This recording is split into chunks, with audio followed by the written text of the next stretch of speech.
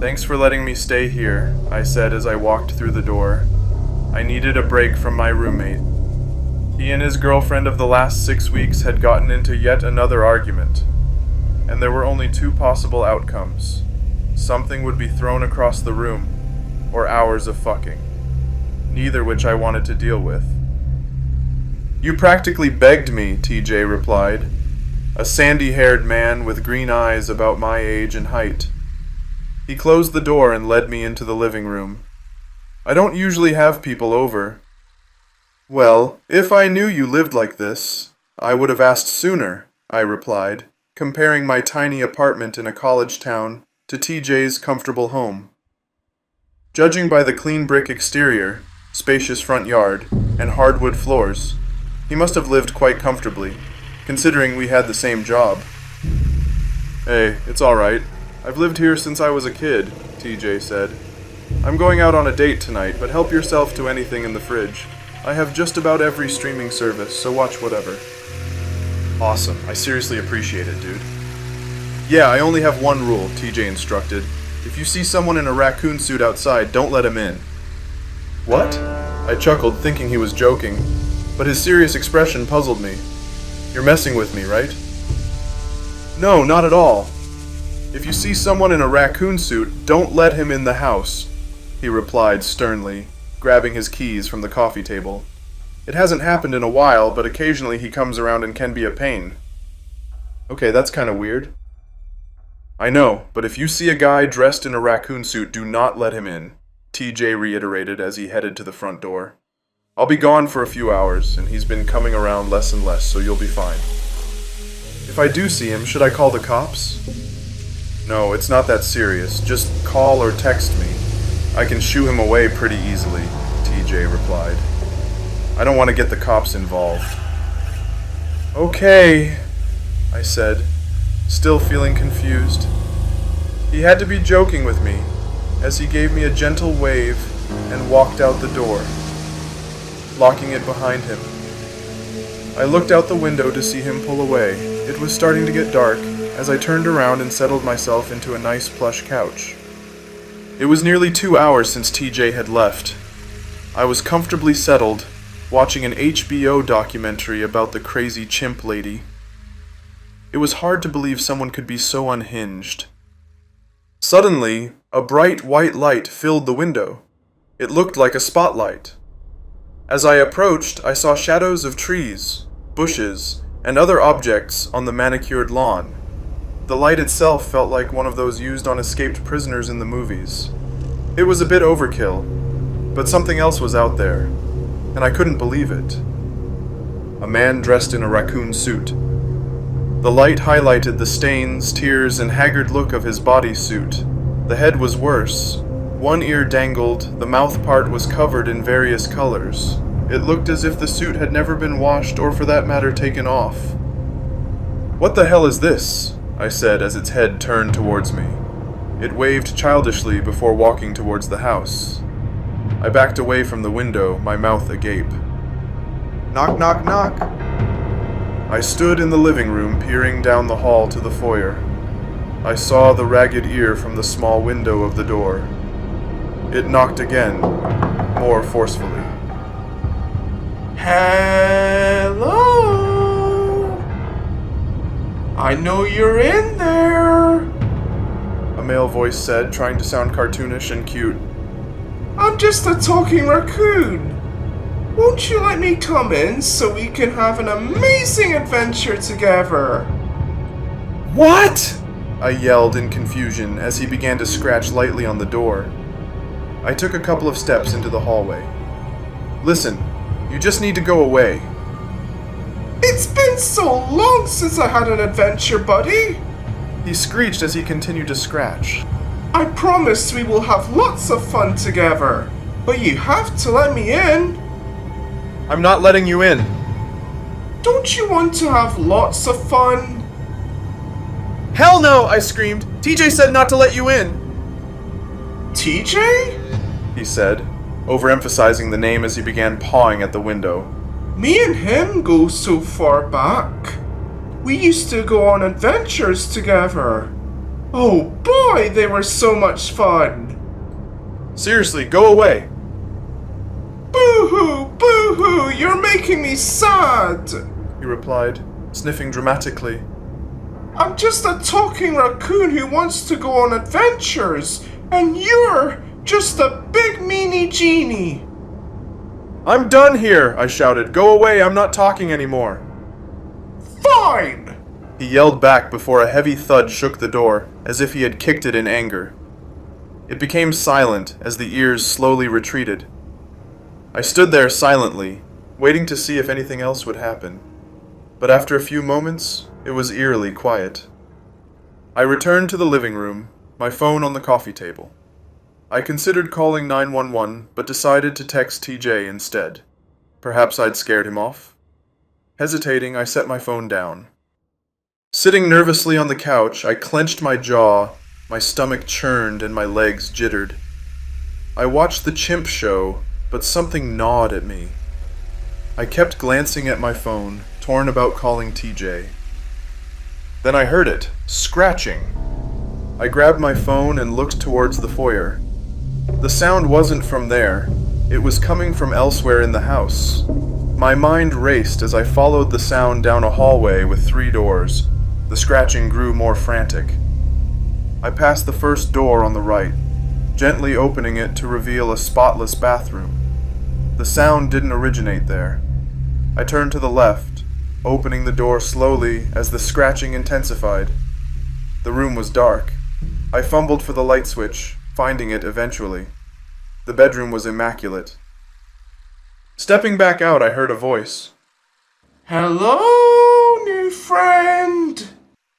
I walked over to the door, pushing it open to reveal a dark room with a silhouette in the window. I found the light switch and turned it on. He stood outside, looking at me. But that wasn't what shocked me. Inside the room, crude drawings littered the walls, finger paints and crayon scribbles showing 2 figures, one with yellow hair and the other a raccoon standing on 2 legs. Some showed them holding hands, smiling, or playing childish games. Others, more disturbing, showed the boy frowning and the raccoon crying. See? Me and TJ. The 2 of us go way back. He chatted.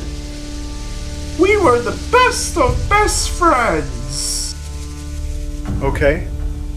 Now me and you can be best friends. He added, tapping gently on the window.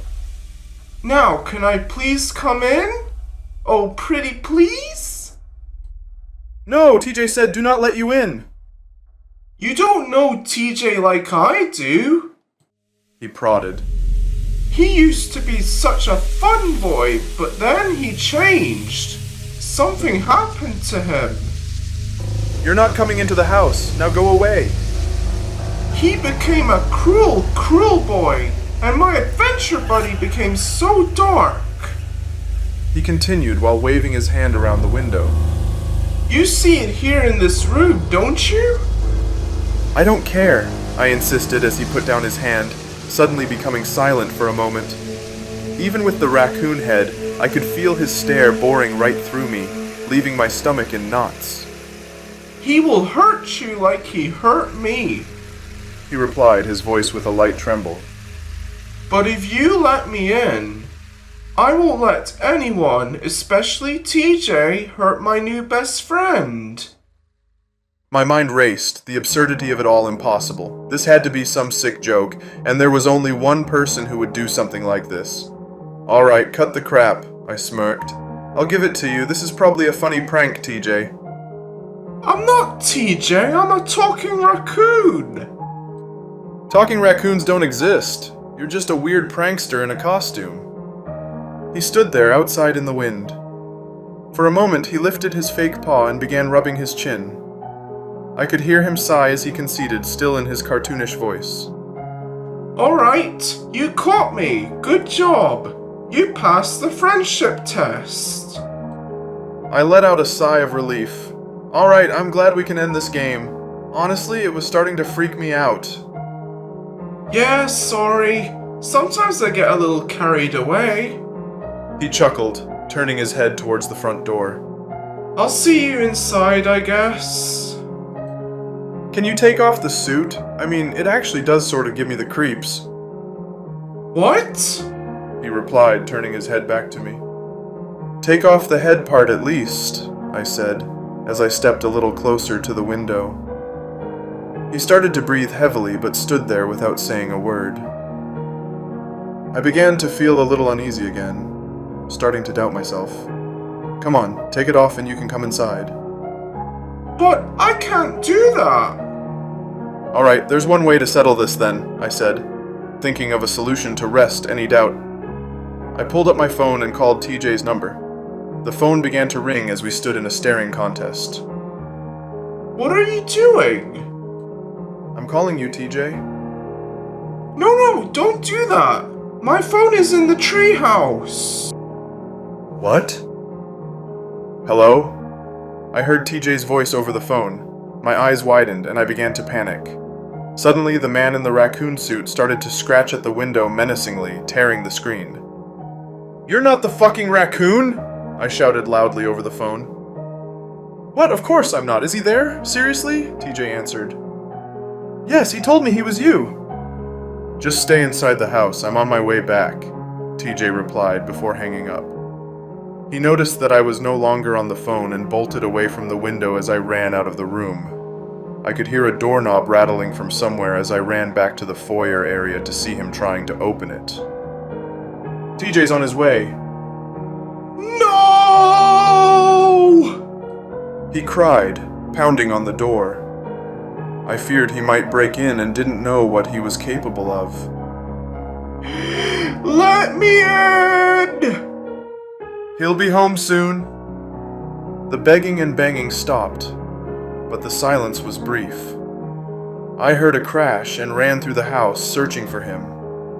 The sounds grew more violent and I thought he was trying to break in, but I found no sign of him inside the house. Then I heard glass shattering. The raccoon man had a rock and was smashing my car windows.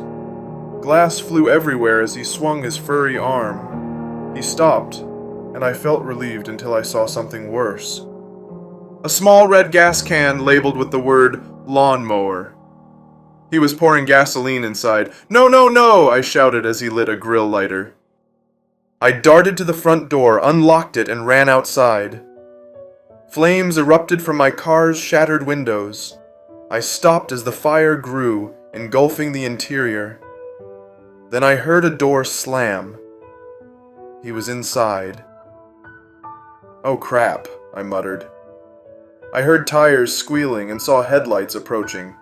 I quickly ran out of the way as TJ burst out, "Where is he?" I think he went inside. TJ stormed towards his house and I followed meekly. He pushed the door open aggressively. "Don't make me do it," he shouted. I lingered in the foyer, still fearful and not knowing what would transpire. "TJ, where is he?" I yelled as I heard someone running in the living room. I cautiously approached and saw TJ and the raccoon man facing each other. TJ held a broom. "Raccoons live outside, shoo!" TJ taunted, swinging the broom wildly. A loud crack echoed as the broom hit the man. "Get out of here now!" "No, I won! I finally won!" the man shouted, blocking his face. "I won! You can't shoo me anymore!" "I told you raccoons live outside," TJ insisted, hitting him again. "TJ, I'm calling the cops!" I barked, pulling out my phone. But then I saw him dive at TJ, tackling him to the ground. They rolled around, knocking over the coffee table. The raccoon costume's head came off. He looked like TJ, except his hair was long and tangled, with a beard. His skin covered in dried mud and God knows what else, and his eyes wide with frenzy. "I won! It's been 5 years," he snarled. He stood up, holding the broken broom handle. "Now it's your turn to be the raccoon and live outside." I watched as he shoved the raccoon head onto TJ. I wasn't sure if I should call the cops. I walked outside and looked at my burning car, wondering how I was going to get home.